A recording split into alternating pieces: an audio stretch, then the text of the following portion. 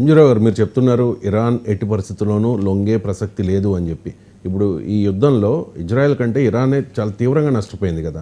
ఏంటి ఇరాన్ వ్యూహం ఏంటి, ఇరాన్ ధైర్యం ఏంటి? ఒకవైపు ట్రంప్ హెచ్చరిస్తూ ఉన్నారు ఒప్పందం మాతో చేసుకోండి అని కూడా, అయినా కూడా ఇరాన్ లొంగడం లేదు. కారణం ఏంటి? ఇరాన్ లొంగదండి. ఇరాన్కి ఏంటంటే, ఇరాన్ ఎందుకు లొంగదంటే ఒకటే, ఇరాన్ ఇప్పుడు దాకా ఏంటంటే నేను శక్తివంతమైన దేశం అని చెప్పుకుంది, నేను చాలా శక్తివంతమైన దేశం అని చెప్పుకుంది. నిజంగా అది శక్తివంతమైన దేశమే.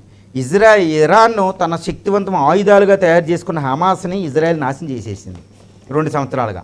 హిజ్బుల్లా అనేది లెబనాన్లో ఉన్నదాన్ని అది రెచ్చగొట్టకపోయినా దాని మీద అటాక్ చేసి హిజ్బుల్లాని నాశనం చేసింది.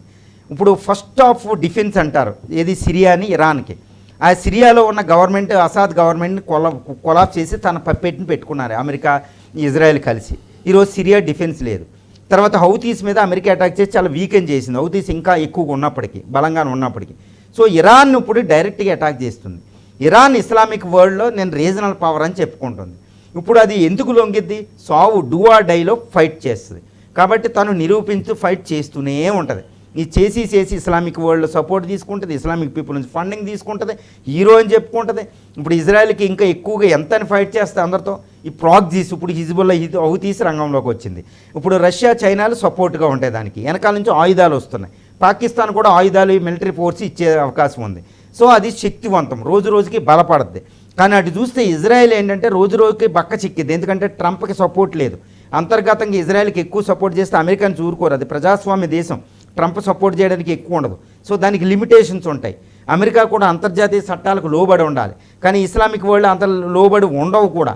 కాబట్టి దీర్ఘకాలికంగా ఈ యుద్ధాన్ని ముందుకు తీసుకెళ్ళాలి. ఇరాన్ వ్యూహం ఏంటంటే ఈ యుద్ధాన్ని సులువుగా తట్టుకుంటే, దెబ్బలు తింటూనే, బలహీన పడుతూనే యుద్ధాన్ని దీర్ఘకాలికం పొడిగిస్తే అటు అమెరికా ఇజ్రాయెల్కి ఆత్మహత్యా సదృశ్యం.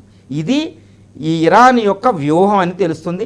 ఇప్పటికీ రష్యా చైనా ఆయుధాలు ఇబ్బడి ముబ్బడిగా ఇరాన్ చేరుకుంటున్నాయని తెలుస్తుంది. ఇరాన్ను ఇప్పుడు గగనతలాన్ని కంట్రోల్లో తీసుకుంది ఇజ్రాయెల్, కానీ అంత ఈజీ కాదు. ఇస్లామిక్ వరల్డ్ అన్నీ గగనతలాన్ని ఇవ్వడం లేదు, కాబట్టి ఇరాక్ ఇవ్వలేదు. కానీ ఇప్పుడు ఇరాక్లో ఇంకోటి జరుగుతుంది. ఇరాక్ ఏంటంటే షియాలు ఉన్నారు అక్కడ. ఆ షియా, ఇరాక్లో ఉన్న ఒక షియా తీవ్రవాద సంస్థ, అమెరికా తొత్తు కాదు, ఈరోజు యుద్ధం ప్రకటిస్తుంది ఇజ్రాయెల్ మీద. సో అంటే ఏంటి, ఇరాక్లో కూడా ఇరాక్ గగనతలం కూడా ఇవ్వరు. సో ఇరాక్ పప్పెట్ గవర్నమెంట్ కూడా అమెరికాకి ఇజ్రాయెల్కి సపోర్ట్కి వెళ్దాం. సో అంటే ఏంటి, దీర్ఘకాలికంగా యుద్ధాన్ని తీసుకెళ్లడమే ఇరాన్ యొక్క వ్యూహాత్మకమైన అని తెలుస్తుంది. ఇప్పుడు ఇంకో ఒకటి ఏంటంటే, ఇలా బలపడితే ఇరాన్ను అణ్వాయుధం తయారు చేయడానికి వ్యతిరేకత కూడా పోతుంది. చూసారా, మా ఆత్మరక్షణ మేము తయారు చేసుకోవాలి అని. ఇప్పుడు అణ్వస్త్రాలను సంపాదించుకోవడానికి లీగాలిటీ దొరికేసినట్టు. చూడండి, ఇజ్రాయెల్ మా మీద అటాక్ చేయకపోతే మేము మాటిందాం, మేము అణు ఒప్పందమే శాంతి చర్చలో మీ దగ్గర ఉన్నాం, 6వ రౌండ్ డిస్కషన్ మేము కూర్చున్నప్పుడు మీరు ఎందుకు అటాక్ చేశారు అని అంతర్జాతీయ చట్టాలకి ఈరోజు ఇరాన్ ప్రాముఖ్యత ఇచ్చినట్టయింది.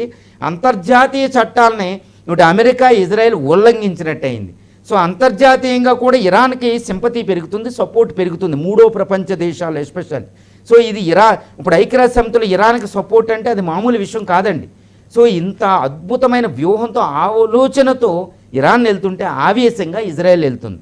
సో ఇరాన్ వ్యూహం ఇక్కడ ఏంటంటే సుస్పష్టం, దీర్ఘకాలికంగా యుద్ధాన్ని తీసుకెళ్ళడం, దానికి అనుకూలంగానే పౌలు కలుగుతుంది. అంటే ఏంటి, తన బలాన్ని వీలైనంత వరకు రక్షించుకుంటూనే, తన బలాన్ని వీలైనంత వరకు ఇజ్రాయెల్ అటాక్ చేయగలిగే బలాన్ని రక్షించుకుంటూనే ఇబ్బడి ముబ్బడిగా అండర్ గ్రౌండ్లో మిసైల్, డ్రోన్ సిస్టమ్ తయారు చేస్తుంది.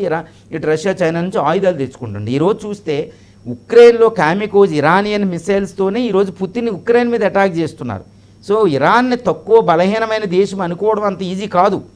ఈరోజు నిన్నటికి నిన్న ఉక్రెయిన్ కర్స్క్ రీజన్లో ఇరానియన్ డ్రోన్ ద్వారానే పుతిన్ అటాక్ చేశారు. పుతిన్కే డ్రోన్లు ఇవ్వగలుగుతుంది.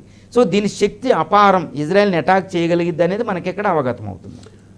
Thank you so much Sanjeerao గారు. పశ్చిమాసియాలో ఉద్రిక్తతలకు సంబంధించి, అలాగే ఇజ్రాయెల్ యుద్ధానికి సంబంధించి పూర్తి విశ్లేషణ అందించినందుకు. ఇది ఇవాల్టి రావు స్టాక్స్. మరో అంశంతో మళ్ళీ కలుద్దాం. చూస్తూనే ఉండండి 9090.